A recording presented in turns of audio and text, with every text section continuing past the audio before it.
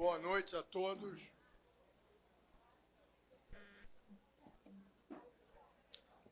Vamos dar início à sessão comemorativa do 129º aniversário da Academia Brasileira de Letras. Queria registrar com muita alegria a presença do desembargador Ricardo Couto, governador em exercício do Estado do Rio de Janeiro.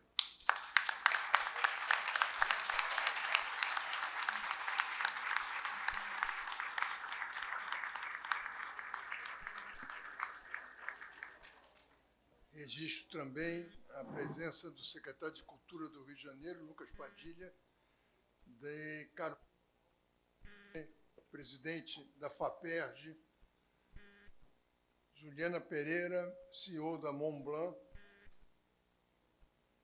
Adriano Espino, presidente da Academia Carioca de Letras, e Vitorino Sherman de Miranda, presidente do Instituto Histórico e Geográfico Brasileiro.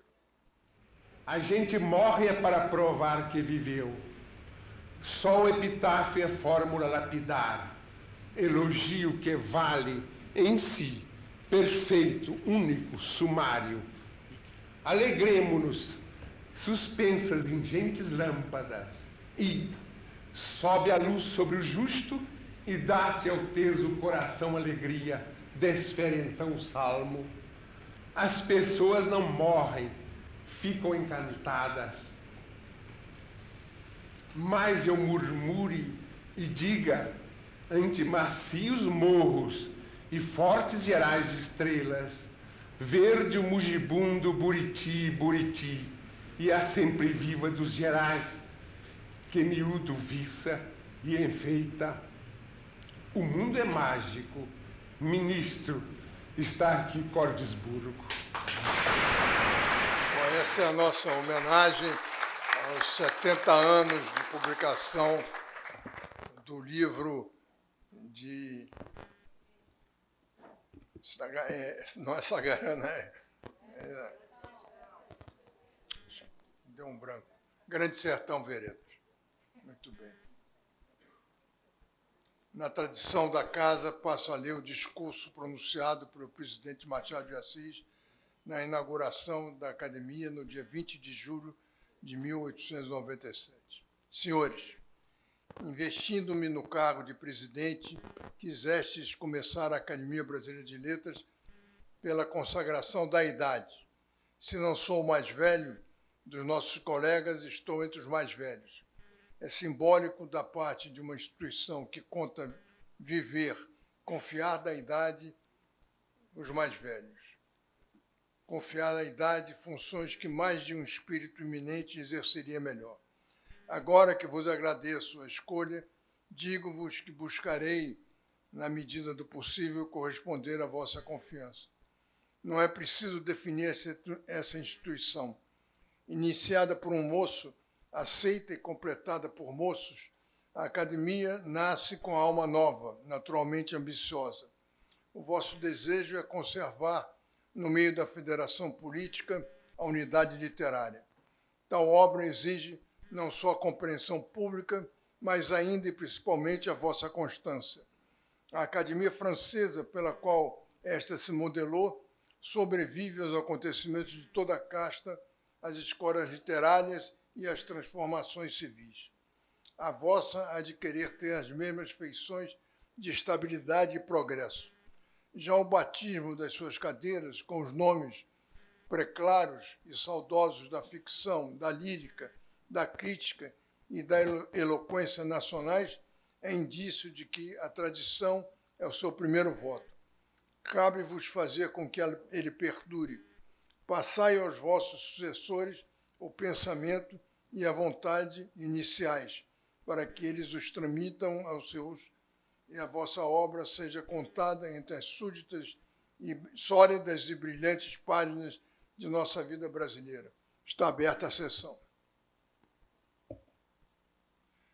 Por motivo de doença, o escritor Vole Zoinca não pôde comparecer à cerimônia desta noite. A Academia Brasileira de Letras manifesta seus votos de plena recuperação ao homenageado e informa que a entrega das palmas acadêmicas distinção que lhe foi concedida por esta Casa será realizada em nova data, a ser oportunamente acordada. Agradeço a presença das autoridades nigerianas que nos honram com a sua participação nesta cerimônia. Passamos agora à entrega das medalhas da Academia Brasileira de Letras. Convido o acadêmico Carlos Nejar para fazer a entrega da medalha Raquel de Queiroz, destinada a pessoas ou instituições em reconhecimento a serviços relevantes prestados à Academia. O agraciado é o escritor Rogério Faria Tavares.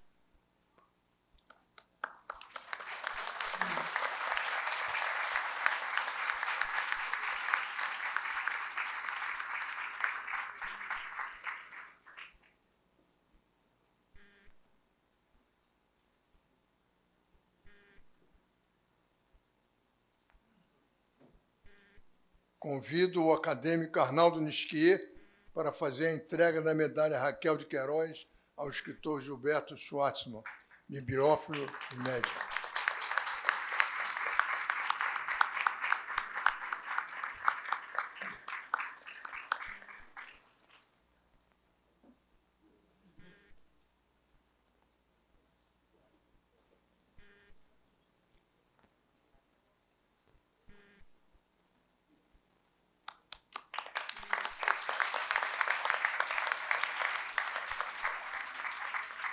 Convido a acadêmica Rosisca Darcy de Oliveira para fazer a entrega da medalha João Ribeiro, destinada a pessoas ou instituições que se tenham notabilizado no âmbito dos estudos gramaticais, linguísticos e históricos, a escritora Heloísa Stalin.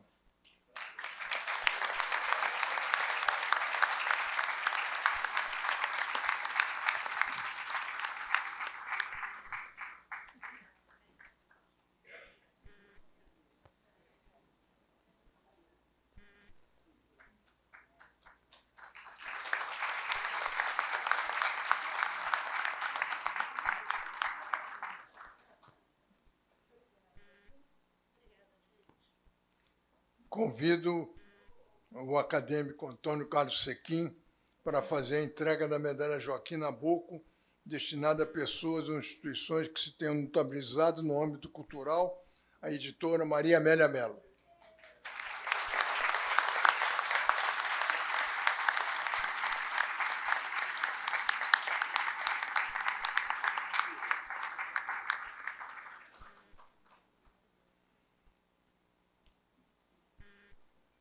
Convido o acadêmico Ricardo Cavalieri para fazer a entrega da medalha Joaquim Nabuco à Firjan, aqui representada pelo seu presidente Luiz Césio Caetano.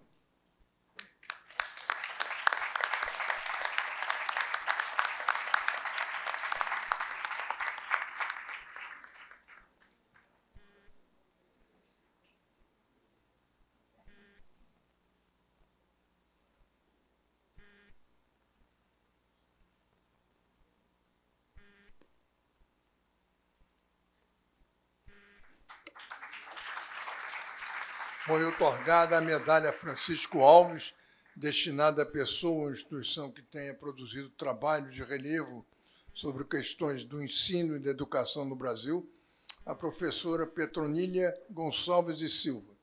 Impossibilitada de comparecer à cerimônia, a professora enviou um vídeo de agradecimento que será exibido neste momento. Minhas melhores saudações a todas as pessoas que nos acompanham, particularmente o jornalista Merval Pereira, presidente da Academia Brasileira de Letras, que me honra com a medalha Francisco Alves. Saúdo em especial a professora Lilian Schwartz, que me indicou para receber esta distinção. Reconhecimento fortalece princípios e boas lutas, traz alegria, encoraja novas caminhadas. Muito obrigada.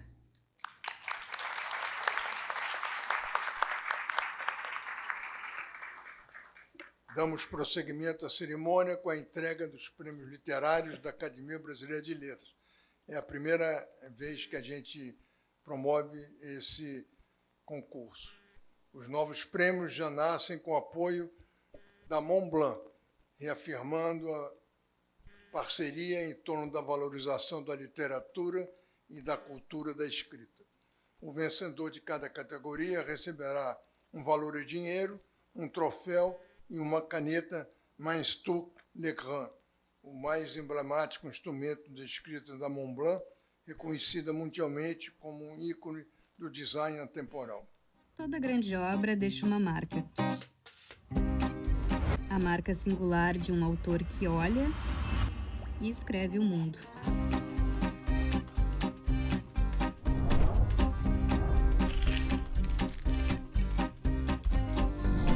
Alguns chamam isso de estilo. Outros, de autoria.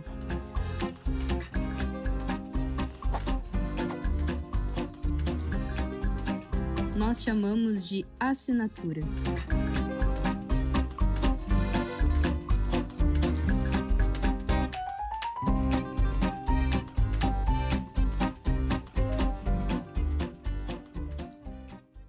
Convido o acadêmico Antônio Carlos Sequim para ler o parecer do Prêmio Manuel Bandeira, na categoria Poesia, e fazer a entrega do diploma ao escritor Fabrício Oliveira, por sua obra Noite Obscena. Boa noite a todos. A comissão julgadora, por unanimidade, atribui o prêmio Manuel Bandeira para livro publicado no ano de 2025, no gênero Poesia, a obra Noite Obscena, de Fabrício Oliveira, da editora Mondrongo. Trata-se da quarta obra publicada pelo jovem poeta, cuja produção mereceu elogio de escritores como Alfredo Bose e Ferreira Goulart. Num mundo sob o signo da corrosão, as partes do volume intitulam-se A Cicatriz das Cortinas e Litania de Sombras Gastas. Neste mundo soa a voz encantadoramente desencantada do poeta, arquiteto de um vigoroso e original campo metafórico, às vezes lapidar, como em Destino, aspas, abrem a porta e encontram apenas a escuridão. Há rostos que o sol não ilumina. Em meio ao desalento, de raro em raro se abre uma fresta para a alegria, aspas, a mãos risonhas e beijos antigos, acariciados pelo ritmo do coração dos pássaros. Importa destacar a consistência qualitativa mantida ao longo do livro, evidenciando o seguro domínio técnico do poeta. É o parecer que submetemos ao plenário e aprovado por unanimidade no dia 21 de maio de 2026. Parabéns, Fabrício.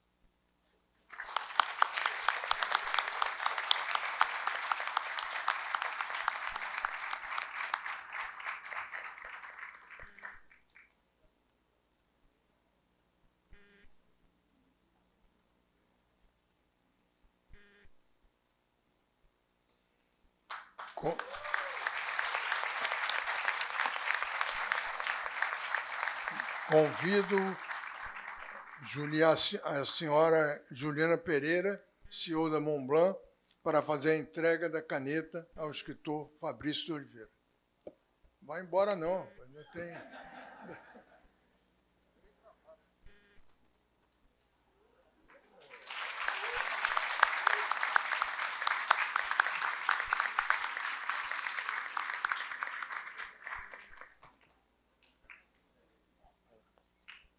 Convido o acadêmico Antônio Torres para ler o parecer do Prêmio Guimarães Rosa na categoria Ficção e fazer a entrega do diploma para a escritora Eliane Alves Cruz por sua obra Meridiana.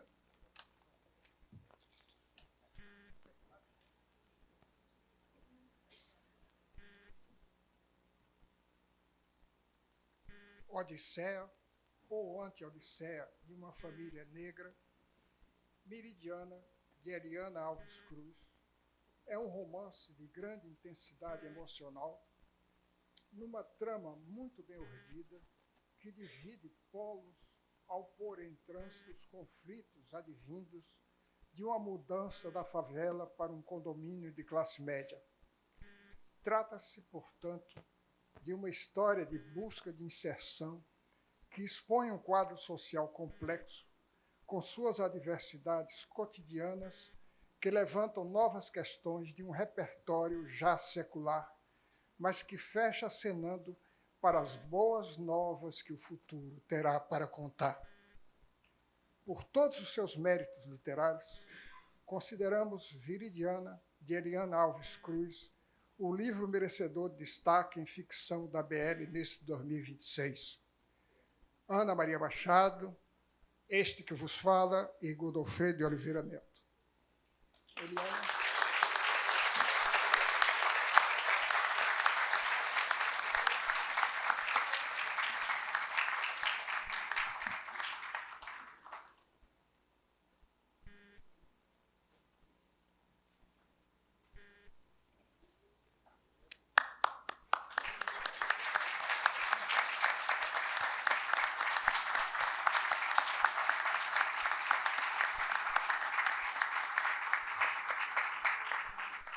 Senhora Juliana, por favor.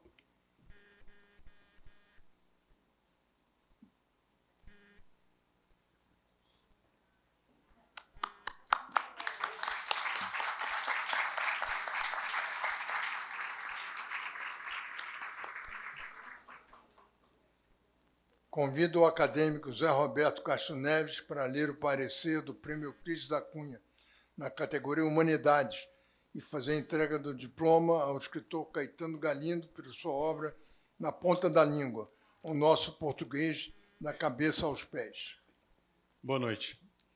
Em 1902, o Brasil teve uma obra monumental, na qual se falava da Guerra dos Canudos, né? Um conflito armado que aconteceu no interior profundo do país, no norte da Bahia.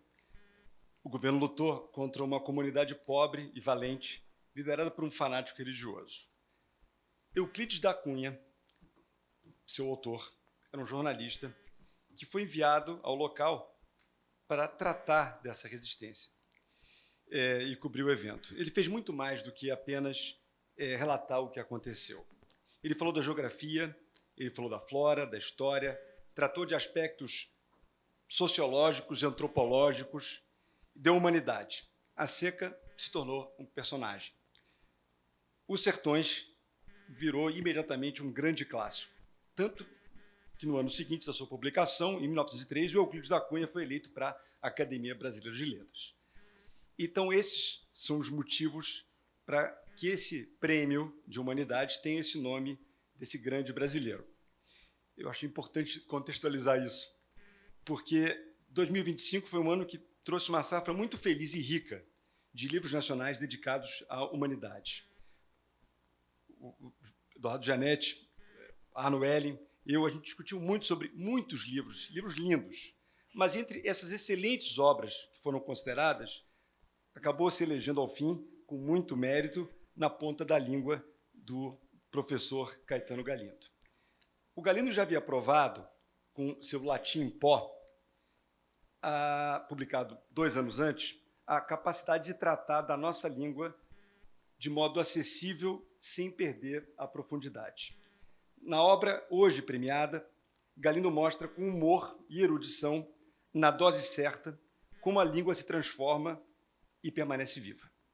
A língua atua como instrumento de inclusão. A língua comum nos aproxima ao ponto de nós todos, nos transformarmos numa família.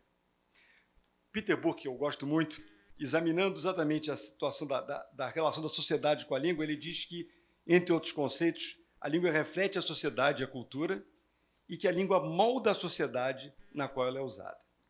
A linguagem, portanto, não apenas explica quem somos, mas aponta para o que podemos ser. Conhecer nosso idioma é uma viagem de autoconhecimento necessária, uma viagem fascinante. E a ponta da língua é um valioso guia para isso. Parabéns, professor Galindo, parabéns à sua obra e viva a língua portuguesa.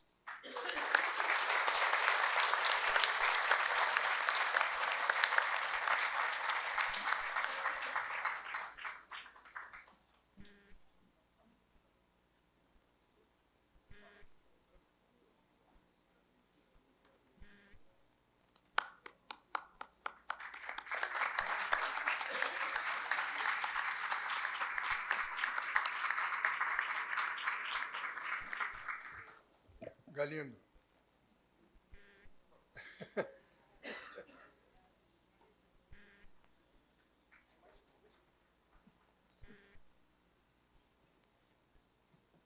Convido o acadêmico Godofredo de Oliveira Neto para entregar o diploma e proferir o discurso de elogio ao escritor Cristóvão Teza, laureado com o Prêmio Machado de Assis de 2026, concedido pelo conjunto da obra. Esse prêmio conta com o patrocínio da Light. Boa noite a todas, boa noite a todos. Boa noite, presidente da UEL. Boa noite, escritor Cristóvão Teza, família. Boa noite, acadêmicos e acadêmicas. Boa noite, público ouvinte. Eu estava, em 1998, na Universidade Federal de Santa Catarina, para uma conferência, quando uma colega me passou às mãos um livro e fez a seguinte observação: é de um escritor catarina, danado de bom. O livro era O Breve Espaço entre Cor e Sombra, de Cristóvão Teza, cuja leitura, naquela mesma noite, me deslumbrou. O Catarina, aliás, já não era mais realmente Catarina, já era mais paranaense, pois com cerca de 8 anos de idade se mudou para Curitiba com a família, um presentão, aliás, de Santa Catarina ao Paraná. Eles ficam nos devendo essa. O Teza já tinha publicado Trapo, Uma Noite em Curitiba, A Suavidade do Vento, O Fantasma da Infância, Juliano Pavolini e Ensaio da Paixão. Trapo, de 1988, já fizera imenso sucesso de crítica e de público no país. Tratei, então, de me atualizar na leitura de sua obra completa e não parei mais desde aquele primeiro encontro com seu texto em Floripa. Teza privilegia, nos seus romances, a obscuridade e as aporias da questão do eu com extrema habilidade literária. Uma Noite em Curitiba, seus livros, é um exemplo. O código estético e ético e a escolha da linguagem fazem de Teza um romancista brasileiro de primeira grandeza. A Curitiba do seu afeto está muito presente na sua narrativa. Sua linguagem não se serve apenas das palavras, ela serve às palavras, dá-lhes nova vida e lhes amplia o campo semântico. Seu texto enfrenta as contradições do real e desarma as armadilhas do discurso dominante.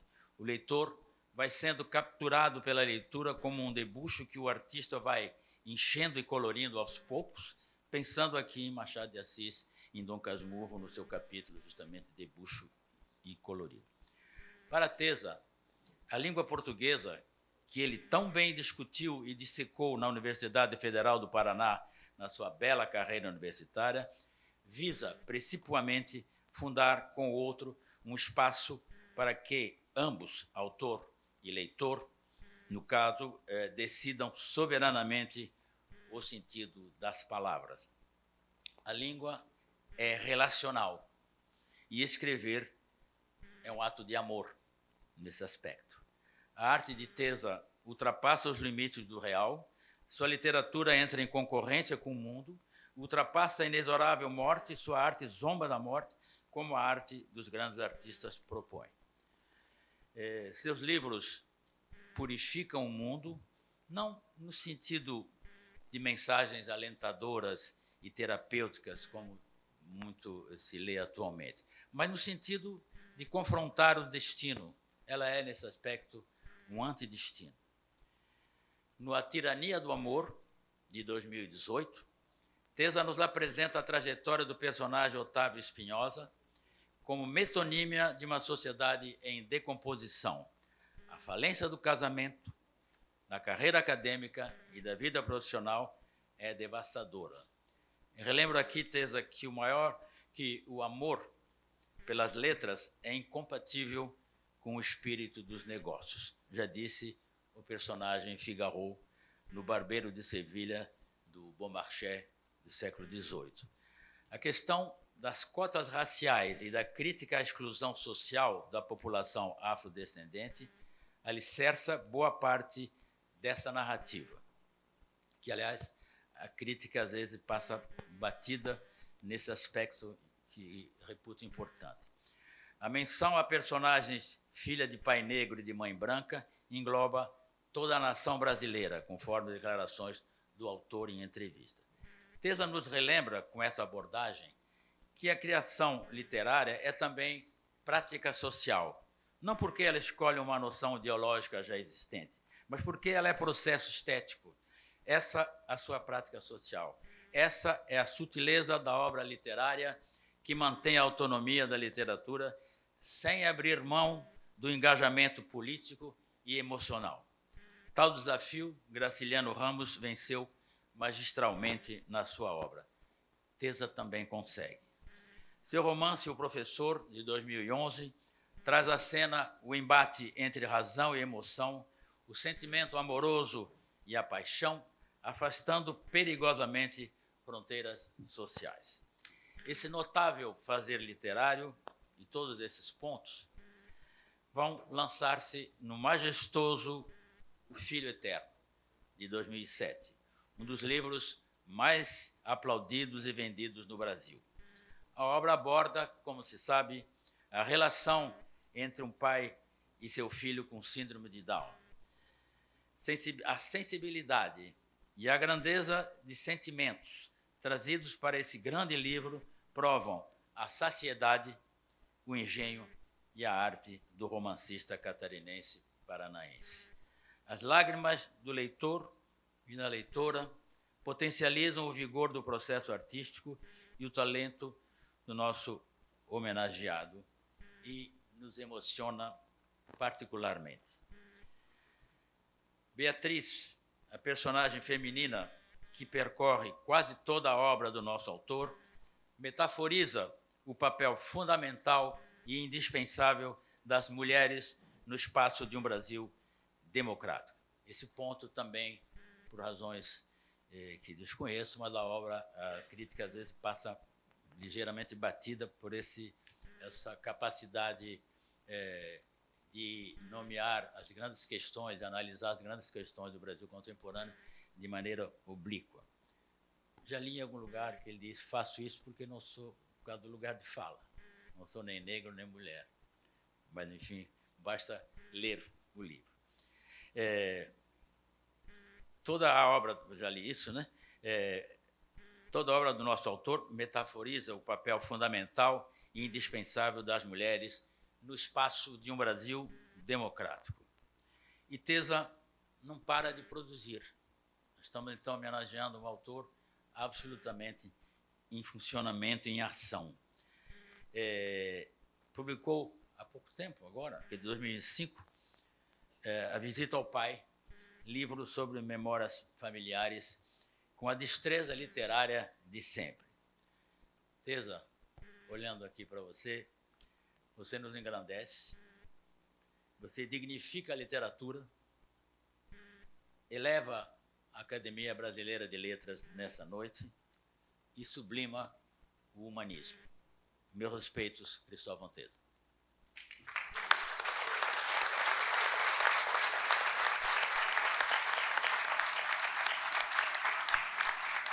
Vai lá dar o diploma, Godofredo.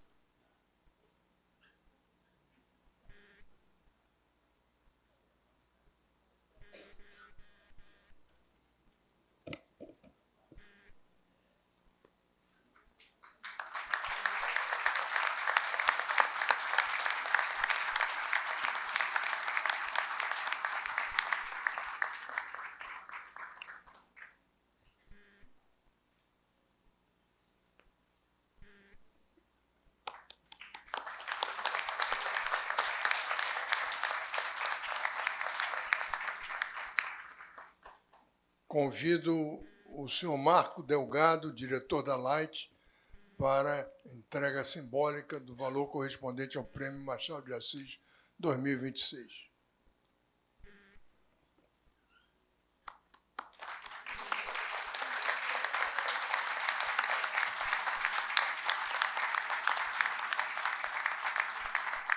Associando-se a essa homenagem, a Montblanc oferece ao escritor uma caneta Master 149.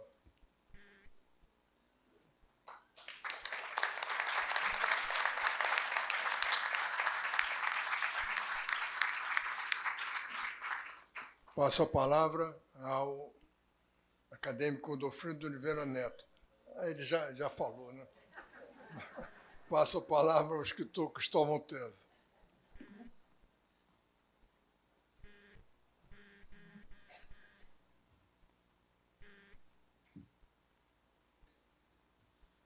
Boa noite.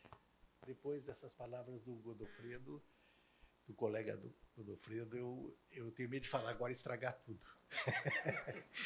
Sem mais, muito obrigado por suas palavras, Bolhardo. Caríssimas acadêmicas e acadêmicos, queridas e queridos colegas das letras aqui presentes, é uma honra maravilhosa estar na casa de Machado de Assis, neste momento, recebendo a máxima distinção do prêmio que leva seu nome. Passei dias diante da página em branco para redigir este breve texto, até descobrir que parece mais fácil escrever um romance do que um discurso. Quando, sem o álibi dos duplos que nos povoam na escrita literária, temos de falar pura e simplesmente por nós mesmos. O ventríloco das vozes alheias precisa, enfim, encontrar sua própria voz e assinar embaixo. É o que vou tentar em poucos minutos. Mais de 60 anos atrás, a literatura entrou na minha vida, primeiro como um leitor, há um tempo obcecado e escapista. O mundo escrito parecia melhor que o real. E, de fato, cá entre nós, é bem melhor. E depois, como poeta inseguro e tateante, como todos que se aventuram na poesia. E, enfim, como prosador, onde imagino que me encontrei em suas fronteiras misturadas com todas as linguagens. Pois a literatura entrou na minha vida e não se afastou mais, a ponto de defini-la por completo. Olho para trás e não consigo me ver fora da ficção. E, no paradoxo dos distraídos, foi justamente ela que me tirou de mim mesmo em direção ao mundo.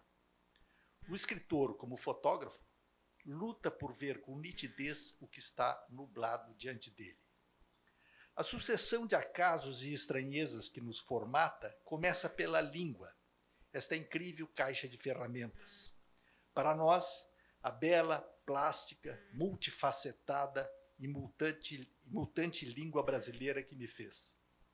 Se é verdade que os limites do mundo são os limites da linguagem, encontrei um terreno fértil, de que o milagre machadiano é prova absoluta. Pelo complexo Brasil, que naquelas pesadas sombras ainda coloniais, sob o medonho peso da escravidão, o escritor, antes de todos, descortinava. O segundo acaso é o tempo em que se vive, e aqui nos encontramos todos sem válvula de escape na mesma gaiola. A presença e a força da história, simplesmente uma força avassaladora, onipresente e inapreensível, que por caminhos tortos se desdobra em histórias, milhares, milhões delas, a cada esquina do mundo, todos os dias. O escritor é um desses ouvidos que tenta dar sentido e acabamento ao que parece não ter sentido e que no giro do caos não se encerra nunca. O tempo de formação cicatrizante que me coube, aquilo que fica e se desdobra, como de tantos colegas aqui presentes, foram os anos 1960 e 1970, quando o Brasil e o mundo davam uma guinada de transformações profundas e duradouras, e às vezes ocultando uma permanência incômoda, como a ditadura militar, que, para mim, reproduzia em outro tempo e outra escala a ditadura getulista que nos anos 1930 e 1940 assombrou meu pai. É preciso que ela não volte a assombrar nossos filhos. Um sistema inteiro de valores se apresenta diante de nossas primeiras escolhas. Algumas nítidas e óbvias, bifurcações éticas inescapáveis. Outras confusas, nevoentas, inseguras, pantanosas. Nesse terreno, nunca teremos a chave exata com que sonhava o poeta. A ambivalência literária será sempre a balança sutil que nos acompanha. A literatura tem o poder de se apropriar de todas as linguagens da algaravia do mundo.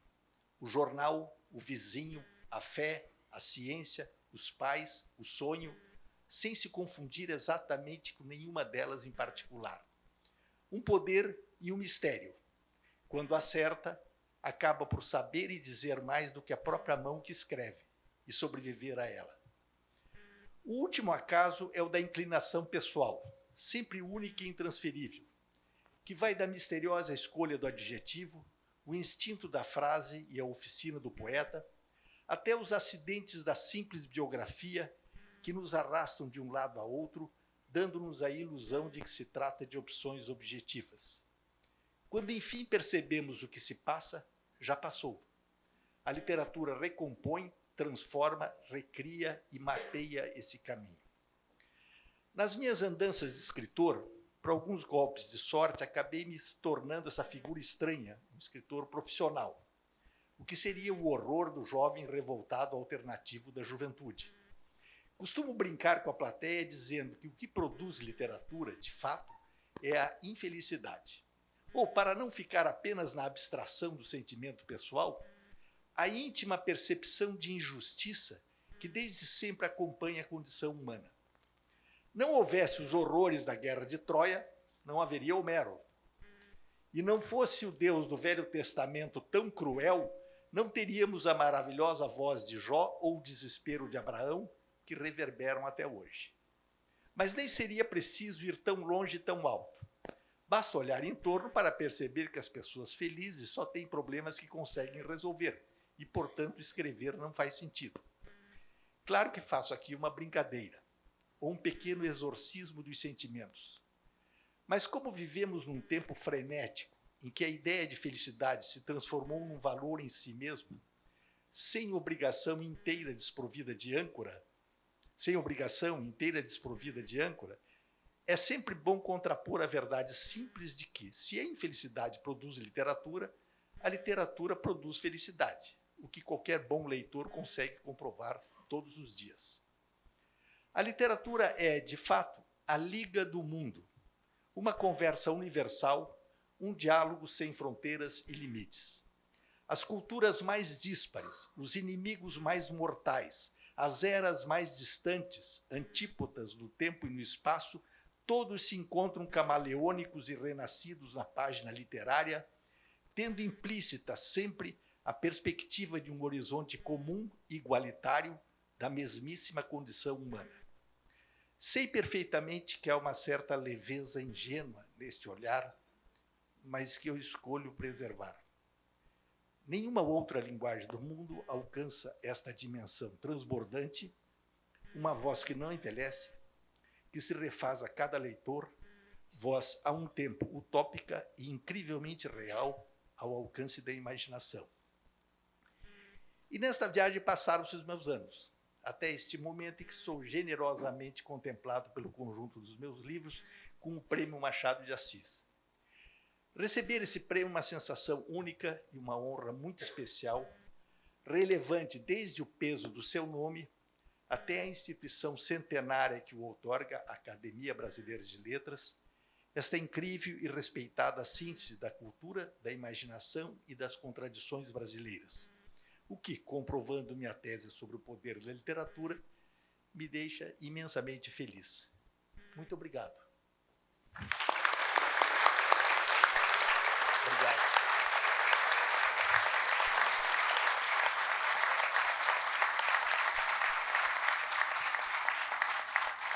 Bom, associando-se a essa homenagem, a Montblanc oferece ao escritor uma caneta Mainstruck 149. Já deu, né? Eu estou bem hoje. Bom,